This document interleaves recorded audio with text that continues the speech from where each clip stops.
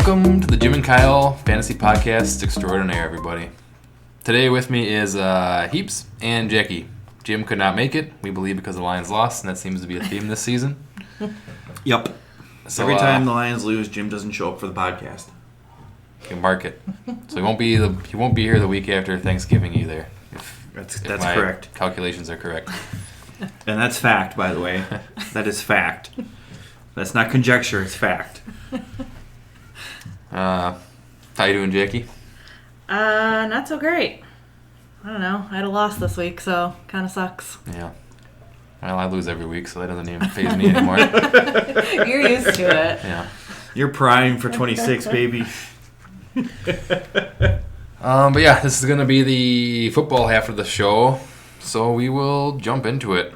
All three NFC North teams played at the same time on Sunday, so it was kind of hard to keep a close eye on all of them, but I've got the notes that I could. We're going to start with the Bears versus the Bengals, because there's no Bears fans in this league. We'll save the other two for last. So Bears. The Bears still suck. The Bears still suck. Another wild game for the Bears that once again did not end in the good old-fashioned Bears fashion. They actually squeaked this one out and won, despite all odds at the end.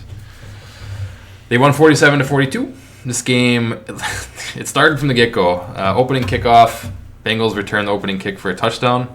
That's how the game started. Bears, they were up by 14 with 2 minutes left to go, and they managed to blow that entire lead in 59 seconds. Flacco got 2 touchdowns, and one of them they scored a 2-point conversion on, so they, in literally a minute and a second, the Bengals managed to score 15 points on the Bears, including an onside kick. But the Bears managed to, they got the ball back with I think like 40 seconds thereabouts, and Caleb Williams managed to go on the field and score. So they won the game. The game-winning throw was to Colson Loveland. I mean, he just catches the ball. 2 safeties just bounce right off of him, and then he just basically walks it in for a touchdown. I don't even understand how the guy didn't get tackled. The Bengals defense is just absolutely pitiful. I don't really know what else to say about it. That's embarrassing. You score 42 points and you lose the game. That sucks. Jim's not here, but I got my Caleb Williams stats. So he put up a lot of yards, but he's not terribly efficient still. He went 20 for 34, 280 yards, which isn't... it's pretty good. But 59% completion rate. He did throw 2 touchdowns, and he received a touchdown as well, which is weird. I think he actually caught 2 passes in this game. One of them was for a touchdown. You don't see that too often. But the efficiency, I don't know, 59%, it's kind of becoming his average. That's kind of his thing now. How they won, kind of the typical story. Their run game was awesome. Benungai, their backup running back, he got 176 yards. Their defense did their thing, forced 3 turnovers, 1 forced fumble, 2 picks. On the other side, the elite old man, Joe Flacco, he still got it. 31 out of 47, 470 fucking yards, 66% completion, 4 touchdowns. He did have 2 picks. Cincy, they had no run game. 46 total yards on the ground. I mean, that's why Flacco was slinging it, but holy shit. Makes you wonder if they even need Joe Burrow over there. I mean, those 2 receivers, they can get shit done with anybody who can just throw them the ball. I don't know. I mean, did you guys watch this game? Or I know the Packers game was on at the same time, so it's kind of hard to watch. I did a little bit. Like, towards the end I was watching, and just because it was such a high-scoring game, and I was like, what the fuck? It was just kind of absolute insanity at the end. Like, what is going on? So I can't believe that the Bears won that.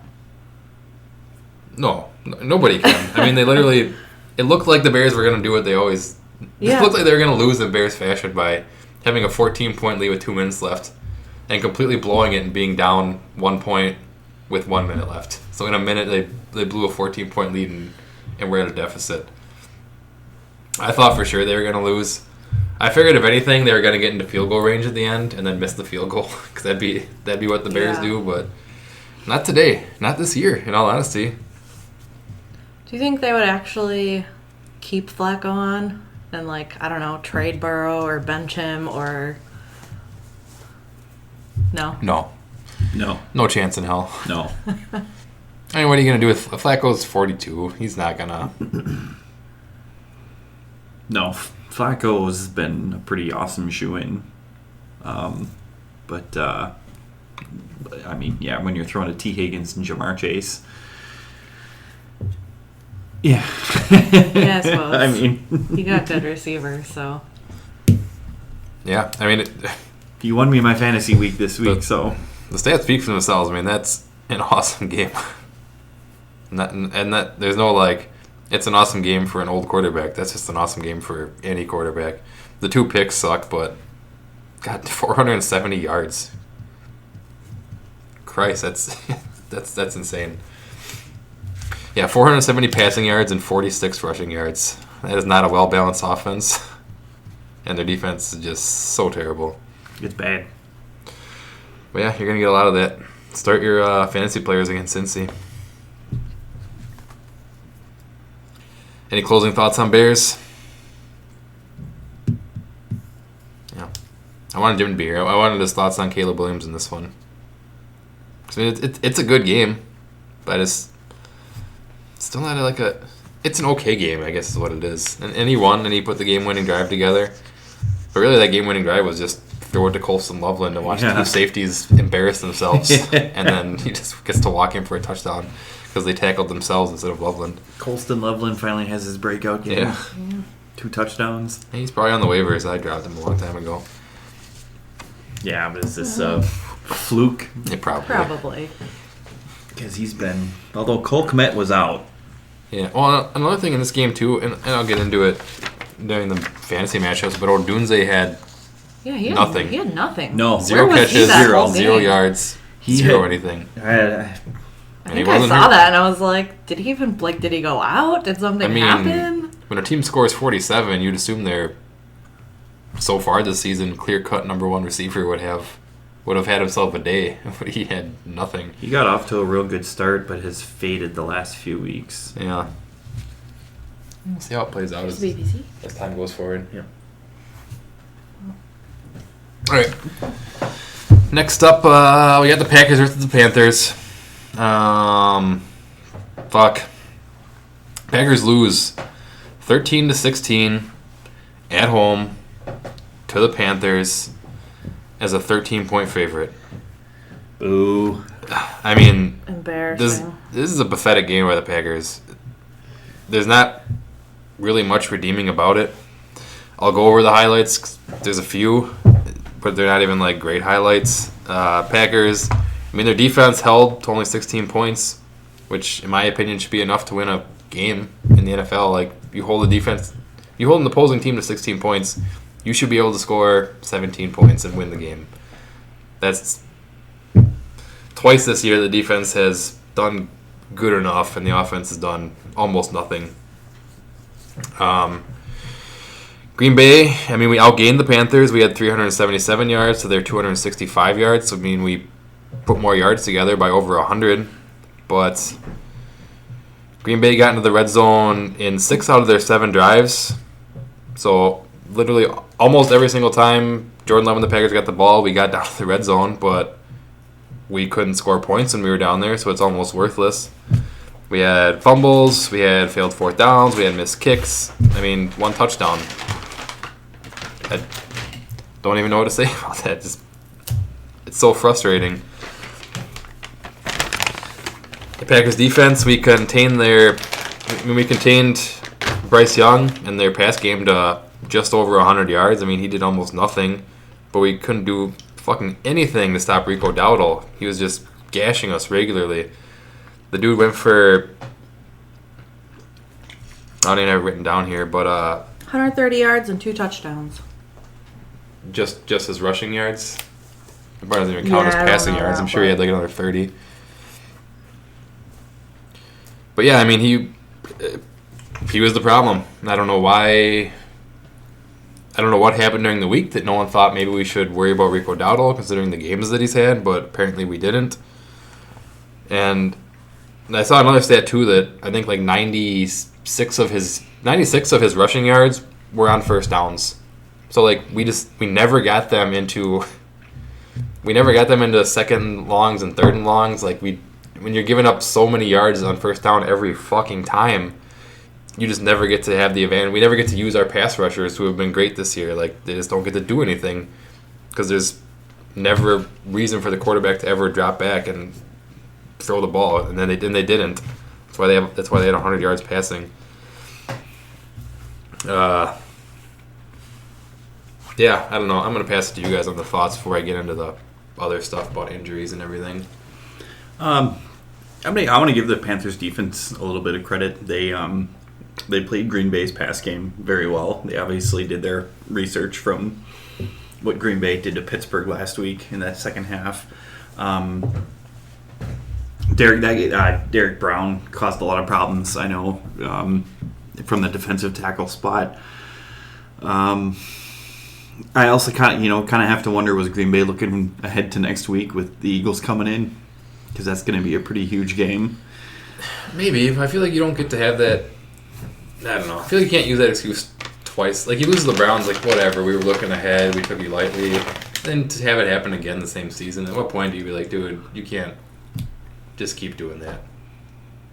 Like, the Packers should be undefeated right now. Like, the teams we've lost to are garbage teams so far. Yeah. Yeah. Well, the two teams we lost to are garbage. Well, I mean, Carolina has a winning record. They are 5-4. Yeah. They're not a bad football team. They were.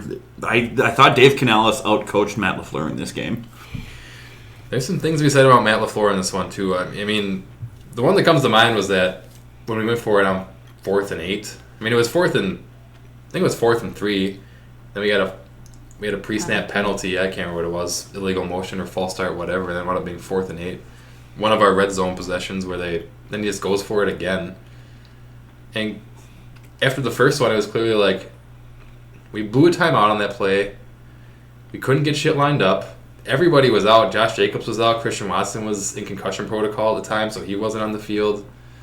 Kraft was already out of the game. I'm like, dude, who's even in the game right now? We had Dobbs and like Malik Heath and Bo Melton, I guess, were out there. I don't even know for sure who was out there. I'm like, man, you're gonna go for it on 4th and 8 on the 10-yard line with this crew.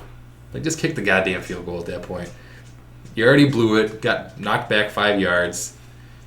You couldn't get the snap off on time, had to waste a timeout. Like, at some point, just accept it and be like, let's just kick the field goal and wait until Josh Jacobs could be back in next time, and hopefully Christian Watson gets out of the tent. I mean, he wasn't out for, he missed 10 minutes. I don't know how long the concussion tests go, but we just had nobody out there at the time. It seemed dumb. It pissed me off. I wish we would have just gone for the field goal at that.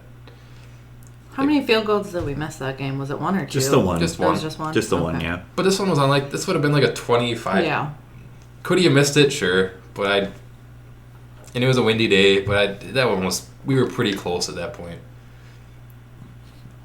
And when it was 4th and 3, McManus go for it. McManus had already missed the field goal at that point, right? Yeah. But when it's 4th and 3, sure, go for it. But when you get back up to 4th and 8, it's like, maybe let it go. Just kick the field goal. At some point, you're just getting bullheaded and trying to be over-aggressive when I don't think you needed to be in this game where you know the other team's not scoring much. I don't know. Yeah, I'll get into the rest of it then. Packers, they have some more injuries pile up this game. Matthew Golden left the game, never came back. Shoulder injury, I guess. I don't even know what's going on with him currently. Tucker Kraft, I wrote probably tore his ACL down here, but he did tear his ACL, so he'll be out for about a year. We'll see him maybe early next season. Mid-season next maybe year. Maybe mid-season, yeah. Watson, he got pulled out for a chunk with a concussion. Josh Jacobs was in and out of the game. Aaron Banks left with an injury for the 3rd time this season. That guy can't stay on the field. Glad we spent all that money on him. Yeah. So do you not think those 2 passes that Jordan Love made, what is your opinion on those? Like, the one, he had 2 guys on him, another one barreling down. I don't remember who he was trying to throw to. But, I understand he wants to give his guys a chance to catch those deep balls. Mm-hmm. but at the same time, I feel like it's kind of a stupid throw. I'm like, he's double, almost triple covered at this point. Well, funny you mention that, because I have that written down right here, as a matter of fact. So, Jordan Love, and how he's not our future. I don't think this loss is on him. He played this is a bad game for him. It's a bad I don't game. think he's a... I'm going to go over the stats on this game, because this is a bad game for him, but these are the stats. He's 26 of 37, 273 yards, 70% completion, and 1 pick, no touchdowns. If that's your bad game, that's not that bad of a game, in my opinion. The throw that he threw into triple coverage, which was double coverage, in my opinion, it got underthrown. That ball was underthrown. It was a bad pass. It was a windy, blustery day. I want to say the wind probably took it because you got to throw that high. It's a deep pass. But literally in that same game, like 2 drives before, he made that exact same throw into double coverage 2 times in a row, and both times he hit the dude in the hands just past the 2 guys that are double covering the guy. Because this guy's got to step on him. He's behind him. I can hit just behind. He hit Golden in the hands once. Golden dropped it. He hit Christian Watson in the hands once. Christian Watson caught it. He's like, my guy's deep. He's double coverage, but he's slightly behind him. And if I hit the ball where I think I can hit the ball, it's going to be a big explosive play. And he literally tried it twice in a row, made good passes twice in a row, and it worked on one of those 2. The third time, that one got underthrown. He missed that throw. It was a bad throw. That sucks. But if he hit it like he hit the last 2, the guy was a little bit behind the 2 guys that were on him. The safety who actually caught it was the guy who wasn't really the triple coverage, in my opinion. He was just kind of there, and he was way short, and the ball landed in his hands because it got underthrown by 4 yards. But no, I don't think that was that. Yeah. I don't think it was that bad. Plus, when you're Jordan Love in that situation too, I feel like we're doing all these dumbass fucking plays where it's hey, throw a screen out there to a guy, and no one's gonna block, and he's gonna get tackled for a 3-yard loss. Okay, let's run up the middle for 2 yards twice in a row, so we get to 3rd and fucking 6. There's been so many of these bullshit plays that are getting called all game. I feel like at some point Jordan Love's can I throw the fucking ball more than 6 yards? Yeah. And so as soon as he sees the guy get down there, he's he's a step past him. I'm fucking chucking it. And I don't blame him. You need some explosive plays in the game if you're gonna win a game. And he got one on one of those plays, and he threw a pick on a different one. So what was the other throw? I think it was towards the end of the game. I don't remember if it was I think it was in the end zone. Yeah, it was in the end zone.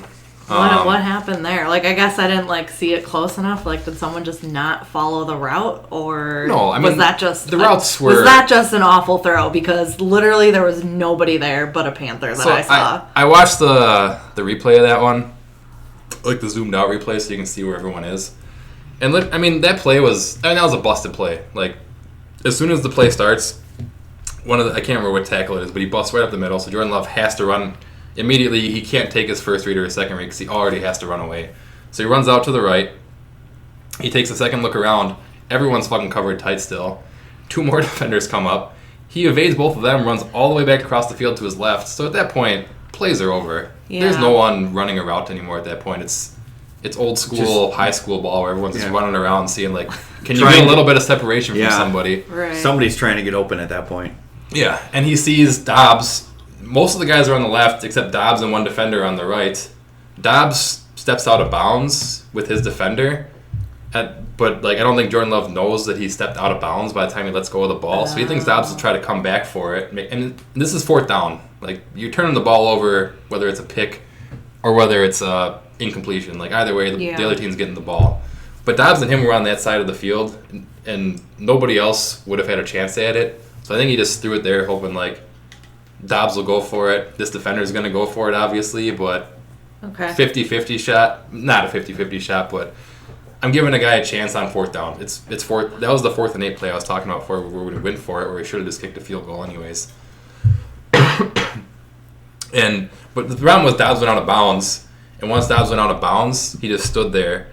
And I think he stood there because he didn't want Jordan Love to think he's ineligible, because now he can't catch the ball anymore. As soon as you step out of bounds, you can't come and catch the ball. Sure. So I think Dobbs sat there waiting, being I'm going to stand here so Jordan Love knows I can't catch the ball. Yeah. But he had already let go of the ball at that point, so it's too late. And then the defender runs at it, and Dobbs just stands there. I'm Dobbs, you got to run for it. You can't catch it, but you need to go over there and knock it the fuck down and make sure it's not a pick.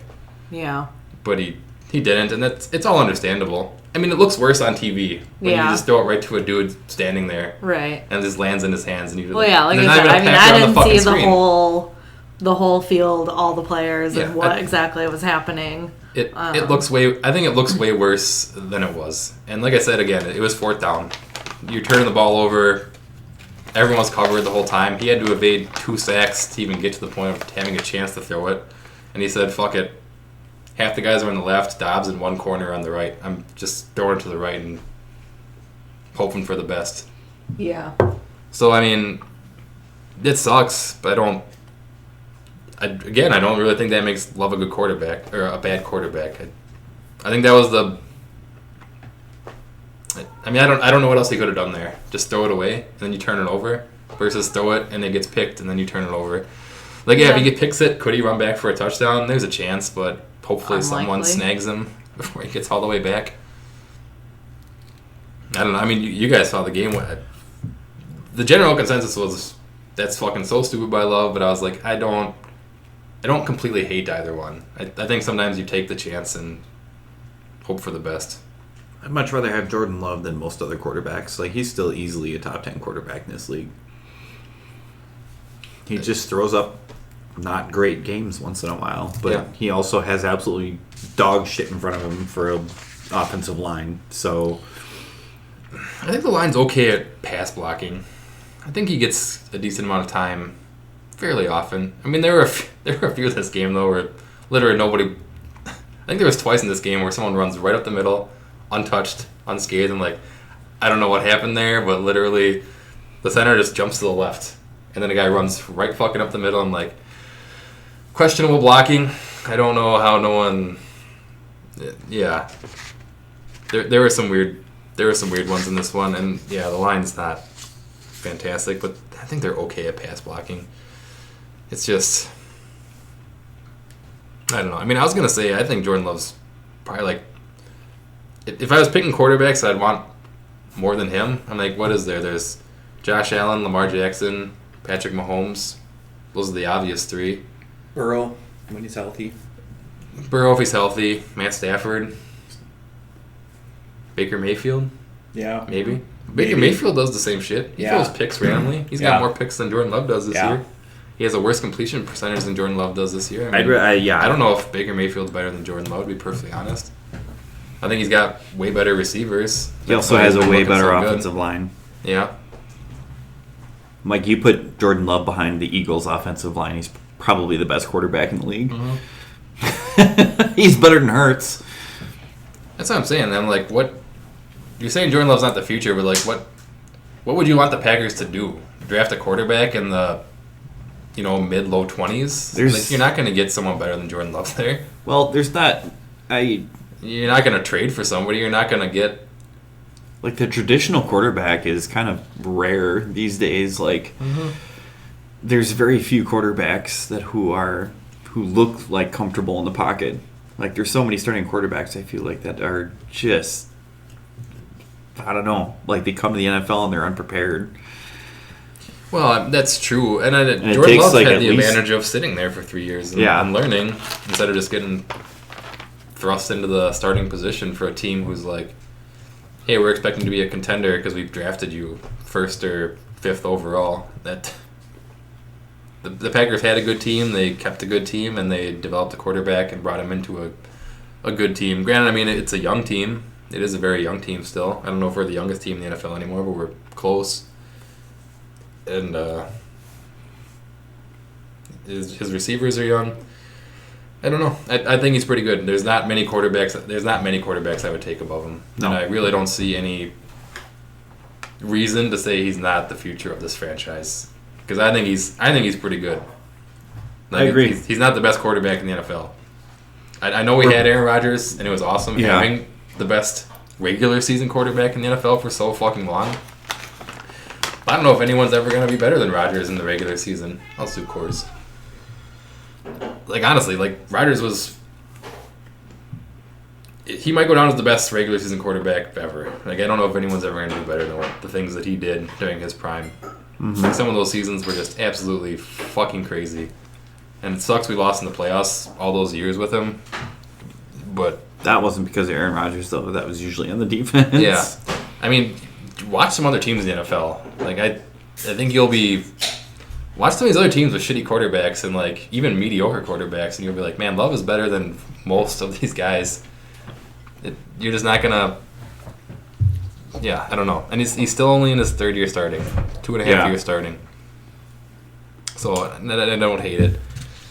And like I said, And he's looked brilliant at times. absolutely brilliant. So- Just last week against the Steelers. I mean, Yeah, that was that a second half, fantastic game. He literally carried could us could not into ask that victory. for anything more from a quarterback. We- That was perfect. We were losing, and he literally brought us back into that game. Yeah. It was on him. I mean, our run game was not going that game, and Jordan Love put us back. He came from a big deficit and put us back in the lead and took a win. A pretty decisive win. This run game is seriously concerning. Mm-hmm. I mean, at least this last game, Jacobs actually could get somewhere. Yeah, I Jacobs feel did like. all right. So that was He was getting nice like 4.5 see. yards per average. Yeah. Or per carry. So it was a I lot know better than usual. Yeah, I know for a while he was over 7, actually. Like, he was having a good During game. that game? Yeah, early. He still hasn't had like a big breakout run. No. though, Like, No, the blocking hasn't been that good. no. But once in a while he gets like 15 yards or so, but he never gets like that big chunk. Also, just for comparison's sake, I wrote this down. Patrick Mahomes, I was watching him play the Bills, and he threw literally the identical pick that Jordan Love threw this game. Like, he threw it in a double coverage, got picked. So, I mean, this happens to quarterbacks. It happens to great quarterbacks. Patrick Mahomes on the day went 15 for 34, 44% completion rate, 0 touchdowns, 1 pick. 0 touchdowns, 1 pick. That's what Jordan Love did. But Jordan Love had a 70% completion rate, so much better. He had more yards than Mahomes did. And on top of that, like, Patrick Mahomes has his star tight end. He has his 2 best wide receivers. Jordan Love does not. Kraft went out in the first half. Christian Watson's back, but Jaden Reed is still not playing. I think that's our second best wide receiver. Yes. Matthew probably Golden, your best. Matthew Golden left this game, so he wasn't playing. I mean, I think this is a good game from Love for not having Kraft, Christian Watson for a while. No Jaden Reed. No Matthew Golden, which is, I know he hasn't been great this year. But all in all, it sucks. It sucks to throw a pick and then lose the game by 3. Because, I mean, you don't throw a pick there, you probably would have won. At the same time, if Xavier Williams doesn't fucking fumble off the butt of his own fucking player on our first drive that went straight down the field to the red zone, and then we just do a screen pass and he runs into the back of his own guy and drops the ball. Could have won if we did that. Could have won if we made the extra field goal. I don't know. There's a lot of other things. It's not just on Love. Like, I think he played good enough to get a win. 273 yards, 70% completion. I think that's good enough that you should have won. I just feel like I don't know. The only one that comes to mind is discipline. Like, the discipline just isn't there. Like, and that's... Yeah. For Love? For the whole team. Oh. I mean, That's reflected in penalties for sure. Yeah. Because we get a lot of those every week. yeah. Between holds and false starts and illegal motions and shit like that. Yeah. It's, I don't know. And that kind of stuff always points to leadership. So, I don't know. I feel like, this is week 9?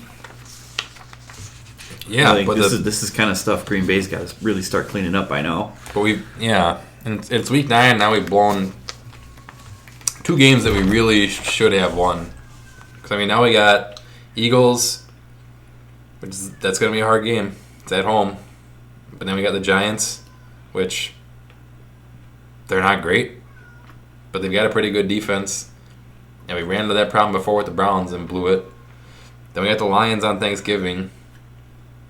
And we still have to play the Bears twice, the Vikings twice, which, are we better than those teams? I think so, but those are divisional games, and Yeah, they're going to matter a lot. They're not going to be easy. And they matter more, too. I mean, the path to the playoffs might be winning the division because this division's looking like a bit of a fight again now. I don't know. I think that was just another stereotypical bad game for Green Bay. I think You're at home. Like, you can't do that at home. Yeah. Like, I get it against the Browns. I feel like you get one of those gimmies a year. Like, yeah, we fucking blew it against a shitty team, but it's on the road and they have a good defense and their crowd is into it. I think Detroit losing kind of eases this a little bit because they're still ahead in the division. I mean, a little bit, but it would have been also much better if we would have won. True. And they blew that game. So True. it's like, fuck, now we're 2 games up on you, assholes. Even if you beat us on Thanksgiving, we still got the division on you. And now that extra little boost is gone. See what Green Bay does next week against Philly. I mean, that's going to be a test. They need to play well.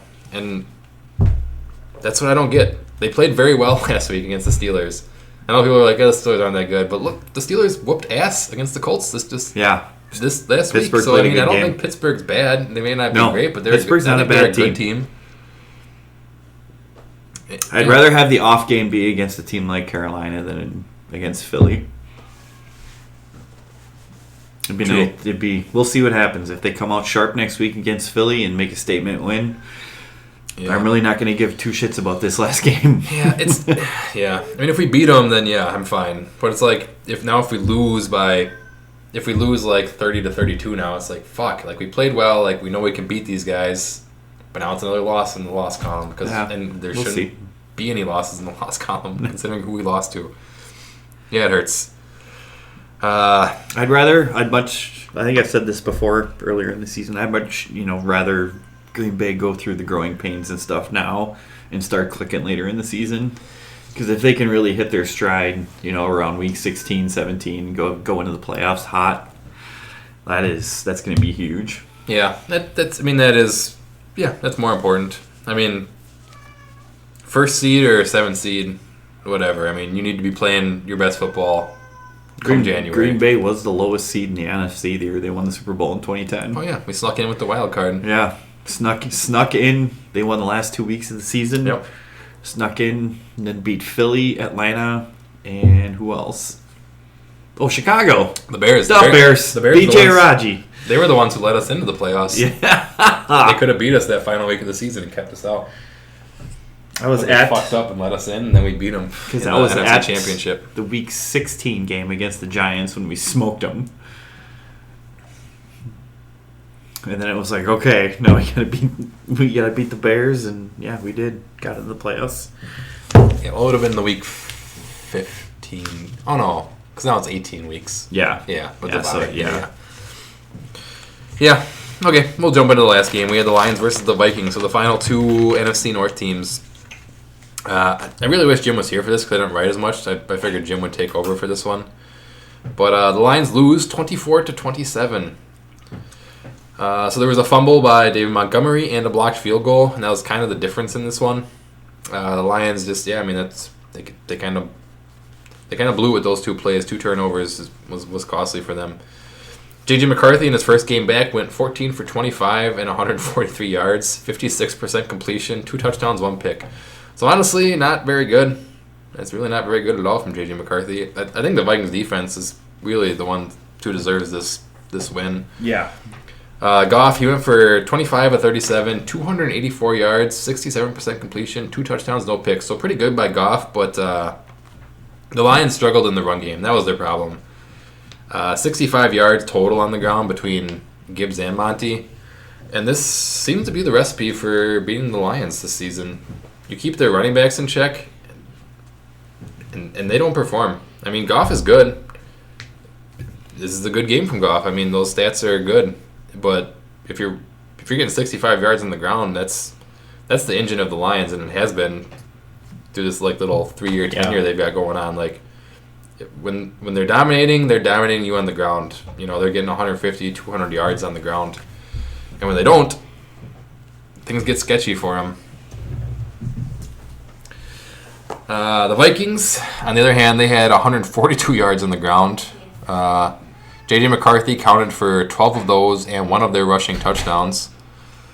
The Lions, they did have some injuries to their O-line during this game. We'll have to see how that shakes out over the next week or so. But yeah, Mahogany, he's going to miss time for sure. And then Sewell and Ratledge also got hurt, but they both returned to the game. But we'll see how that, we'll see if they're 100% because I know that's another thing the Lions have kind of been sticking their like little dominant run here on is their O-line has been dominant. And if it's not, and then their run game's not, that's going to be a problem for them. Penny Sewell's a big one. That sucks for them. Well, he left with a shoulder, but then he came back into the games. But I don't, if you're not 100%, then you're not the Sewell people expect you to be if your shoulder hurts and you can't quite grab from the right to the left like you normally do. I should say though, I'd take a 60% Sewell over anyone on Green Bay's offensive line right now. Maybe if you said 7. I think Zach Tom's good, but other than that, Elton Jenkins is good. I just don't like him in center. I think he's better as a guard. That was a huge mistake by the Packers doing that. That was a terrible mistake, putting him at center. And he didn't want to play center either, and he was holding out for a while, and then he played center, and he's not good at it. Yeah, that stinks that we did that.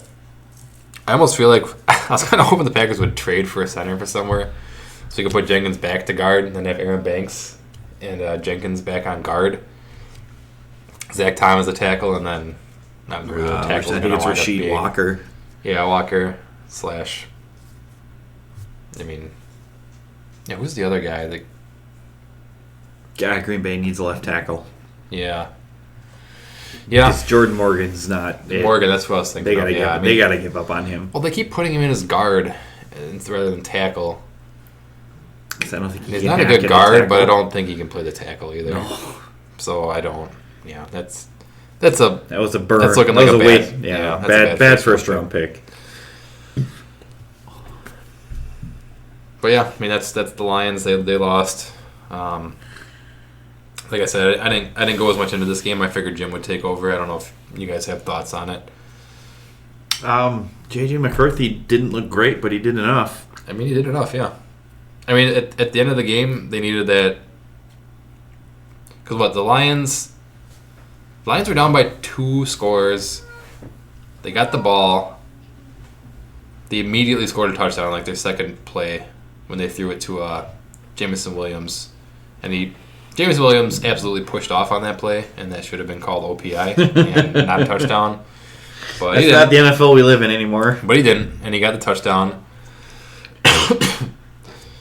But, then the Vikings got the ball back, and there was enough time where they couldn't just run the ball and run the clock. They tried to run the ball, but, they stacked the box. They're not going to let you get away with that. He had to make a big throw, and he did, to get the first down and make sure they could run the clock out and win the game.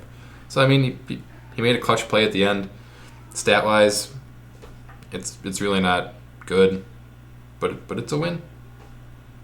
It's kind of like when they won against the Bears the first week.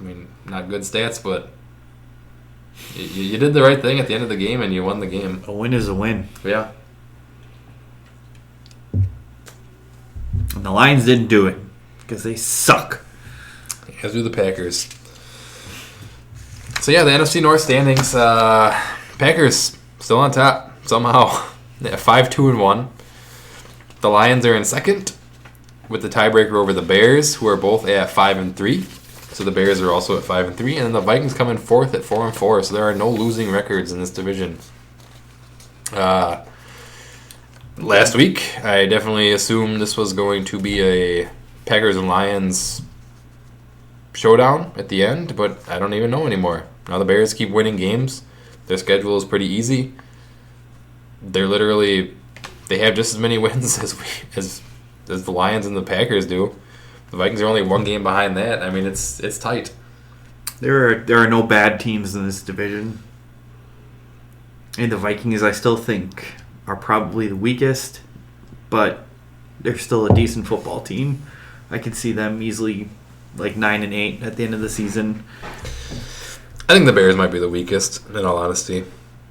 I like Caleb Williams more than I like J.J. McCarthy. Yeah, but that's Caleb Williams against the Bengals defense. True. And he still didn't look that good. The Lions at least have a good defense. The Bengals basically don't have a defense. I don't even know how they put people on the field. But I mean, the NFC in general got a little more interesting this week. Just like I said, 2 weeks ago, I was like, man, it's the Wild West out there. I don't know which teams are good and which teams are not. Then I felt like after last week, I was like, all right, we've got a little bit of separation here. Here's the top 7, and there's the rest. But then after this week, I feel like it kind of flip-flopped a little more, and now it's a lot more in flux. I'm pretty surprised. But I still think the top 7 in the NFC are the top 7. I agree with that. But that being said, like, the Rams are looking very good. Seattle's looking very good. The Niners are looking pretty good, but they're fucking hurt to hell. But their guys aren't out for the season, so they're going to come back. And if that happens, they're going to be pretty fucking good. So the Lions have I know Bosa's out for the season. That was a big one. I know they got. Is Warner out for the season? I don't know. I think he might be also. So I know they do have some big names that are done for the season, but yeah, Mac Jones, man.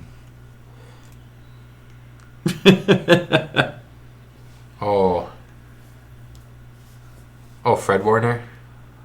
Yeah, Is that what you're talking about? Yeah, he's out for the season. Yeah, because he was out, and then their other big star on the defense both went out. So their defense is going to be lacking. Bosa's out. Bosa's out, yeah. But their offensive players are all going to start coming back. Or no, Kittle's out for the season, right? No, Kittle's... No. Or is Kittle... He's already back. He's already back. Yeah, so Kittle's back. Ayuk. Ayuk is a huge question mark. I've got him in my work league, and he can't come back at least for the next 3 weeks. Okay. This is the update but then after that, it's going to be like game to game, week to week. And Juan Jennings is kind of hurt, but he's still playing. He's been kind of hurt, but and then, playing all season. Pearsall's out still, right? Yeah, Pearsall's should come back. Yeah, he's supposed to. I mean, he survived getting shot in the chest. He should be able to come back from anything. Yeah, no shit. See, I mean, there's 3 pretty good teams in that division. Even the Cardinals, they're not that bad either. I mean, they're like a point away. They're like, on the season, they're probably like 7 points away from being undefeated.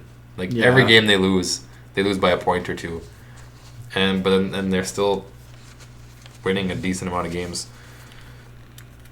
So I don't know. We'll see. I mean, that division's good. So I mean, you just got wild card spots might be hard to come by this season. So I mean, we need to win in the division. This is what the Packers need to do. We're on top for now, but not by much. We really need to keep that spot. It ain't gonna be easy. It is not gonna be easy. No, definitely not. But yeah, I mean, I wrote out a few other games. Bills beat the Chiefs in the regular season. They always beat the Chiefs in the regular season every year, and then they lose in the playoffs, and then the rematch. Stink in the playoffs. Yeah, but that moves the Chiefs to the same records as the Panthers. So I mean, they're about the same. Chiefs aren't going to miss the postseason, though. There's a chance. There's a chance, but it's not going to happen. Yeah, not a very good chance. they won't, but yeah. Steelers beat the Colts. They end their little reign of dominance there. Daniel Jones, Indiana Jones, if you will. He went 31 for 50, 342 yards is pretty good. 62% completion, not bad. 1 touchdown, 3 picks. That's not very good. No, Jonathan Taylor held to 45 yards on the ground. I mean, if teams can stop Jonathan Taylor, I mean, I guess it's kind of the nature of the NFL. If you can stuff a run game, if you can stuff a team that relies on the run game as hard as they do, it's kind of the same as the Lions. Like, it ain't easy for them to win games. And I mean, the Steelers' defense was good in this one. I mean, I think they had 3 picks. I think they had another 2 turnovers off fumbles too. I mean, that was the Steelers' defense that people kind of expected this year. They haven't been getting it, but dominant performance by Steelers D there. You're the Colts guy, Heebs. What do you have to say about this? My first thought was Indiana Jones turned more into Danny Nichols. This last week, he did not look too good. The Colts have had a pretty relatively easy schedule so far this year. I'll give them that. But I'll talk about this later, but they just went out and got Sauce Gardner, so they really shored up their only weakness, which was their secondary, by getting one of the best cornerbacks in the league. We'll see. They're definitely going for it. But yeah, that was.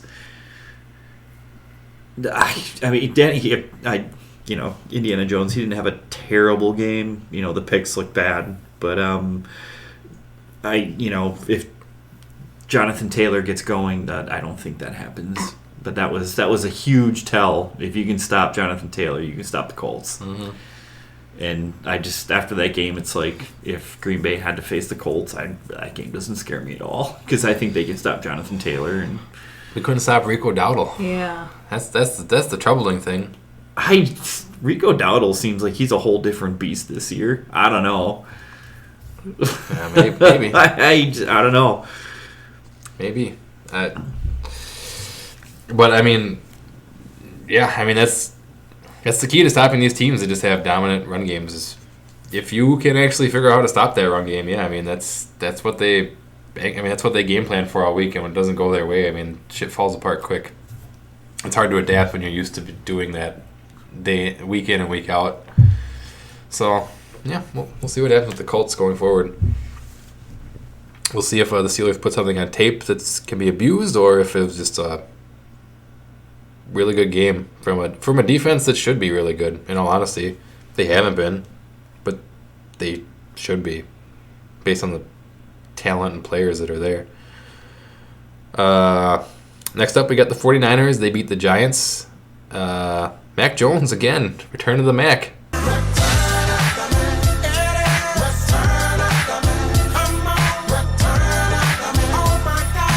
I just wanted to play the drop again.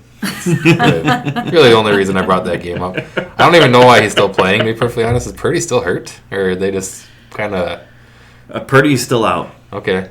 Purdy's still out, but... I thought that was going to be like a 2-week injury. It's been like a month, 5 weeks. I don't know. It's been a long time. I think maybe they rush Brock Purdy back if Mac Jones stinks, but Mac Jones does not stink on that offense. Mm-hmm. So I think the way he's playing, they are making sure that Brock Purdy's going to be 100% before he comes back. That's fair.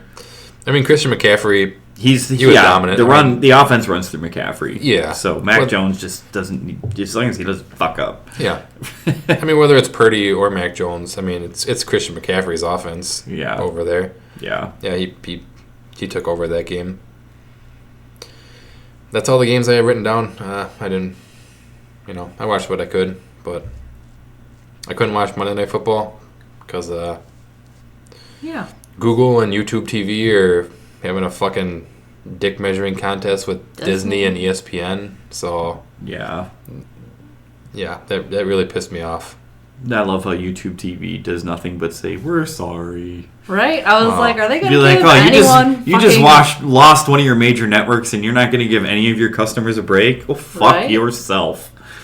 I literally... God. It pisses me off. Like, I pay for Sunday Ticket. Not every year, but for the last 2 years, I pay for Sunday Ticket. I pay for YouTube TV.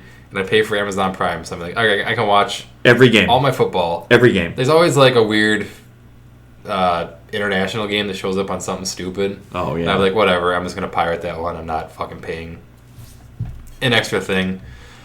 But that's fine. I'm like, whatever. I get the vast majority of games. And then it's Monday night. I'm sitting at home. We eat our dinner. And I'm turning on football. I'm like, where the fuck is it? And then I finally find a thing that says, oh, it's Cardinals versus Cowboys. And I turn it on. It's just two fucking jackasses fucking talking about the game, showing their face. It's like a play-by-play. I'm like, what is this? Like, why does it say Cardinals versus Cowboys when this is clearly not the Cardinals versus Cowboys? It's just two idiots. It was clickbait. I'd never heard of before talking about it. Yeah, I was pretty annoyed. I'm like, man, they better figure this shit out by next Monday. Because this is every Monday night game, if I'm not mistaken, is on ESPN. And And that would quite piss me off if I can't watch any of them anymore. Well, they've already got all the NFL Sunday ticket customers hooked, so Yeah. it's not like they have to do anything about it. They can just tell us to go fuck ourselves, which is essentially what they're doing. I mean, they should. It would only be fair and right, but, you know. I mean, I'm sure they'll fix it by next week, but then on December 1st, our subscription is going to go up to like $95 a month. Yeah, what's the right. price? $99.99. Oh, Disney wanted Like, we had to restructure our contract with Yeah. Disney, so I our mean, price is going up to $99.99 a month. I pay for all these subscriptions during football season, and then I cancel them as soon as they're done. I'm like, no. YouTube TV, I don't want you the rest of the year. Amazon Prime, I don't want you the rest of the year. It's only a ticket, you just pay the year. I wonder how many people are going to start going back to cable. Yeah, maybe. I mean, like, for real. It's cheaper at this point. It's kind of becoming like cable now anyways. It's like streaming is more expensive Yeah. on a monthly basis than what cable ever was.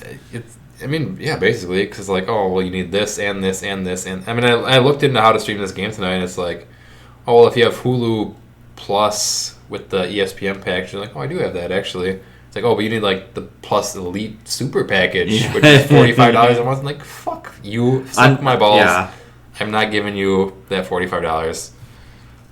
For real. It's I mean, I was pretty reading some fucking people annoying. said, like, there were some other platforms you could get it on, and you just sign up for, like, a free subscription and then cancel it right after. So that could have been an option, but would it have been worth the hassle? I don't know. I think like Furbo was one of them mentioned, and I can't remember what the other one was, but some people were like, oh yeah, just sign up for it, free trial, cancel it. Yeah. I do that that's Amazon every year gives me a free month when I sign back up. So I'm like, I only have to pay like 3 months essentially to watch all of regular season football until Thursday night games are done, or their playoff games or whatever, when it's not an Amazon exclusive anymore. So that one I'm always like, it's like $45 for all the Thursday night games. That's not a bad deal. But yeah, I mean, it's just annoying. It's annoying as a person who's actually like paying the money to watch these games, and then you get dicked anyways. Like, I used to just pirate them all, and I paid them nothing, and I could watch whatever game I wanted. I was like, you know what? I'll be the paying customer, and it's like, well, now you don't get everything you want anymore. It's like, at some point you're kind of pushing your fans towards doing the wrong thing, because you're just kind of being dicks. Yeah, I mean, this game's exclusive here, and this game's exclusive here, and this game's exclusive there, and that game's exclusive there. But you can watch all the rest of them. It's like, okay, nice. So, like, can't I just watch all of them? They're going to make NFL for the rich people. Oh, sorry, middle class, you can't afford it. Right. Have more money. All right. Any last words for the football half of the show? No, I don't think so. Okay. Keeping it rolling. Patriots, yo. Patriots. Patriots look good. Drake May looks very good. Maybe I'd take Drake May over Jordan Love right now, too. He's been fucking fantastic. Maybe he's another one I could put into that list. He's been very good this season. Yeah. But it's only been... He wasn't that great last season. Nah, I couldn't say that yet. If he does this for one more year, then maybe. Maybe I'd put him as like the number 6 or 7 that's above Jordan Love. I mean, they lost that game, though. Right? To the Falcons? No, they won. Why does this show Atlanta 24-23? What? Wait, nope, you're right. I think I'm that's... like, New England won that game, yo.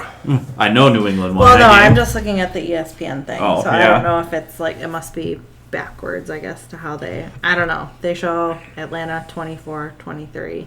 I'll get more But then into it shows Chicago 42-47. I'll get more into that one during the fantasy part of the show. Okay. It's, Okay, well then we'll call her there, and everybody enjoy your Jameis Winston quote of the week. Good night. goodbye! Jameis Winston has stole the crab legs. Next thing you know, I'm sweeping up YMCA's, washing off the weights at a local YMCA, you know what I'm saying? Sweeping the pool out.